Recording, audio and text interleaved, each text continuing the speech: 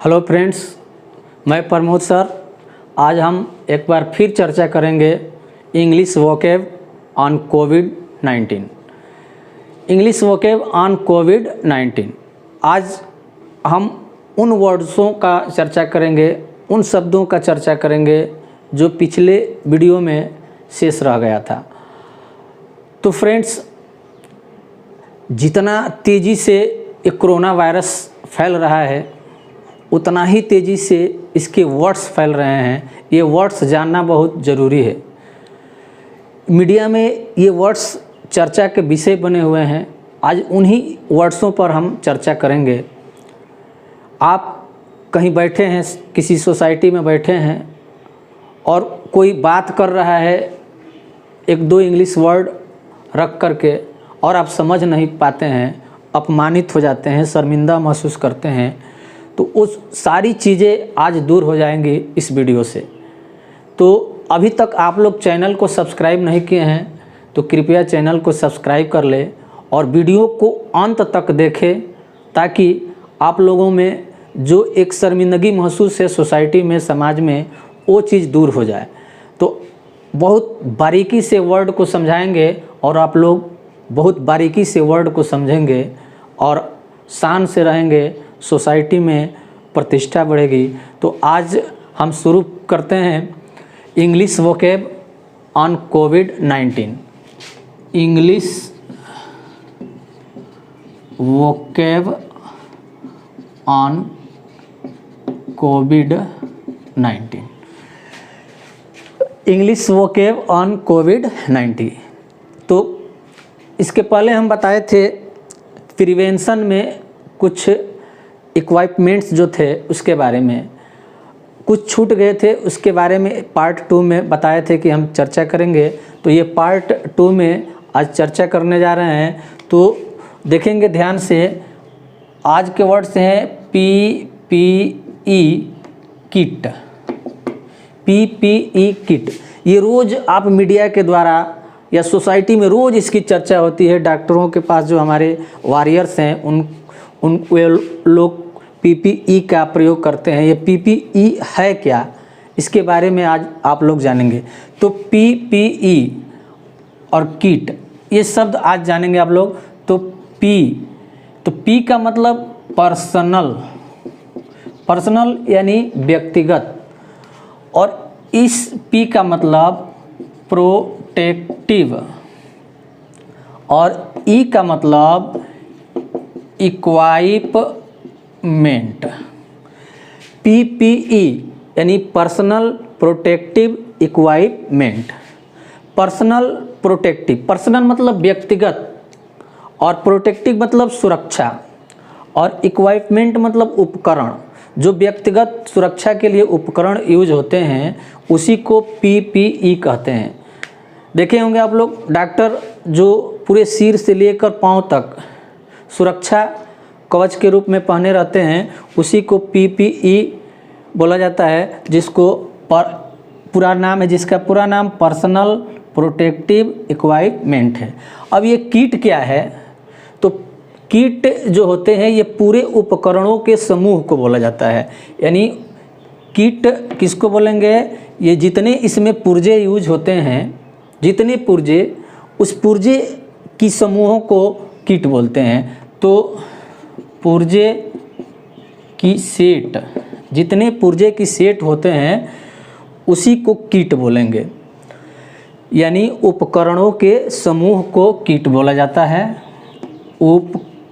उपकरण जितने यूज होते हैं PPE में, तो उपकरणों के समूह को किट बोला जाता है।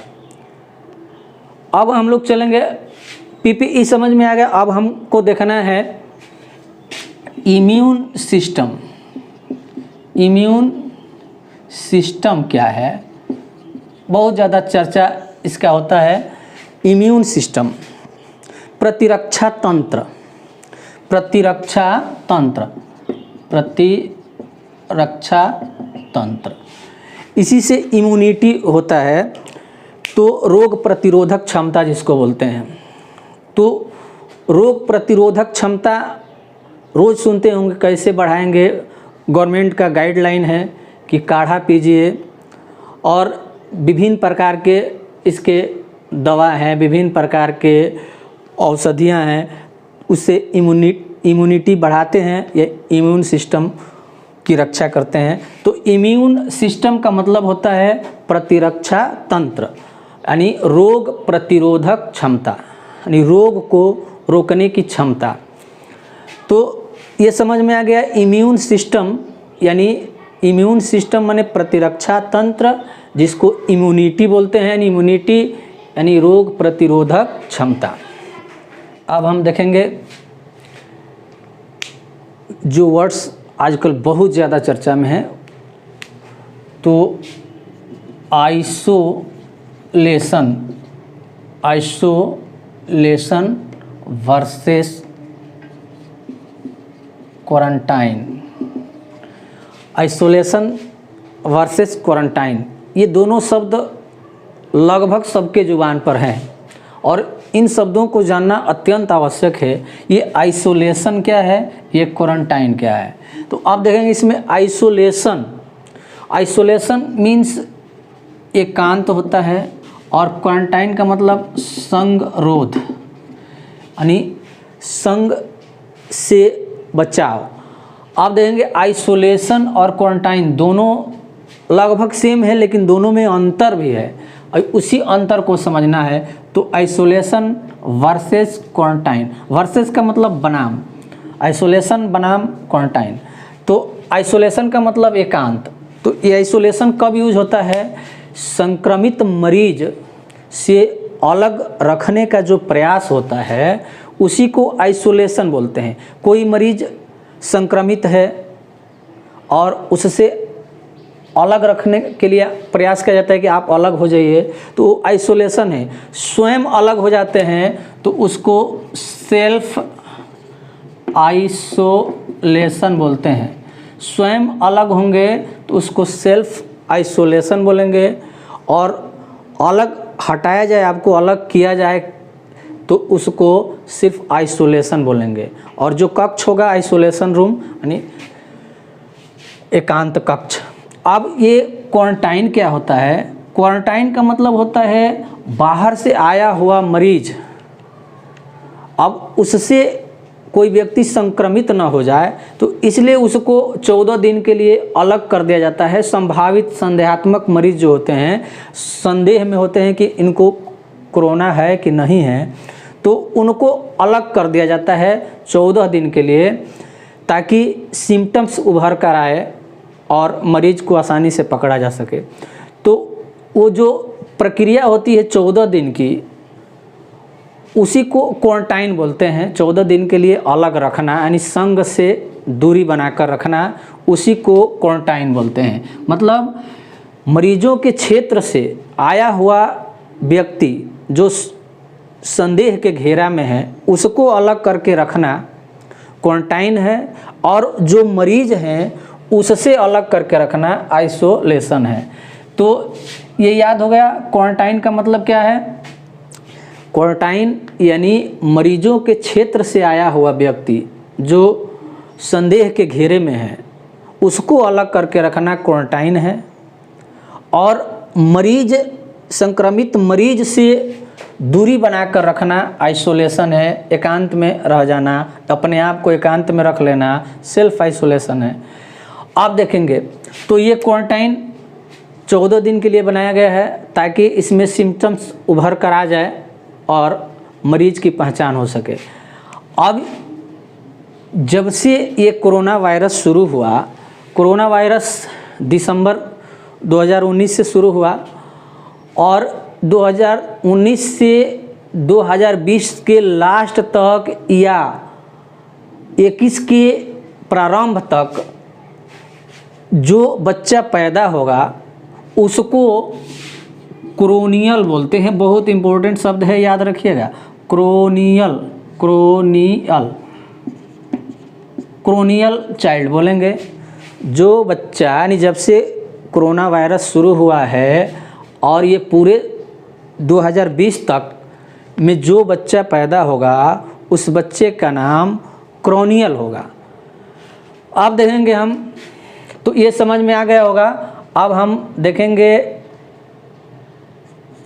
Pandemic versus epidemic versus endemic. तीन शब्द ये, और तीनों ही अपने आप में बहुत ही महत्वपूर्ण शब्द है।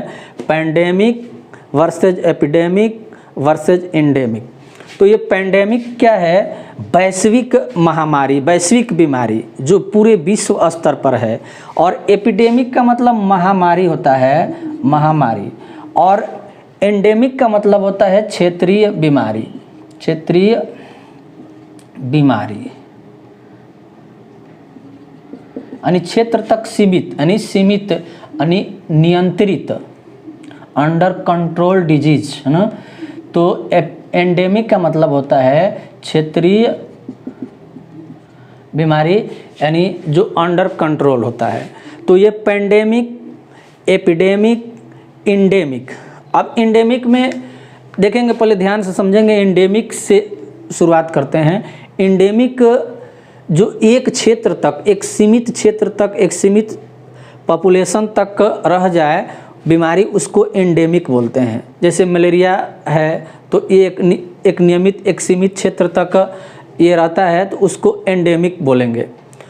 और जो बीमारी संक्रामक हो लेकिन एक ही स्थान तक, एक बड़े स्थान तक, यानी बड़े क्षेत्र को कवर करके रखा हो, उसको एपिडेमिक बोलते हैं। जैसे में आप समझिए, जैसे कोरोना वायरस सबसे पहले चाइना के वुहान शहर में हुआ था, और जब तक ये सिर्फ वुहान सिटी तक सीमित था तब तक ये एपिडेमिक था। महामारी है इसको नहीं, एपिडेमिक का मीन्स महामारी, बीमारी। तो ये जब तक वुहान तक सीमित था तब तक ये सिर्फ एपिडेमिक था, यानी महामारी के रूप में था, यानी पूरे वुहान में फैला हुआ था। और ये वुहान शहर से जब इंडिया में आया, इटली में गया, विभिन्न कंट्री में गया, तो ये पैंडेमिक बन गया। तो पैंडेमिक मतलब वैश्विक बीमारी, ये पूरे विश्व स्तर पर देशव्यापी, यानी विश्वव्यापी बीमारी, विश्वव्यापी महामारी। तो ये विश्वव्यापी महामारी, ये पूरे विश्व में फैल गया है। तो ये विश्व स्तरीय बीमारी है, यानी जिसको वैश्विक बीमारी बोलेंगे।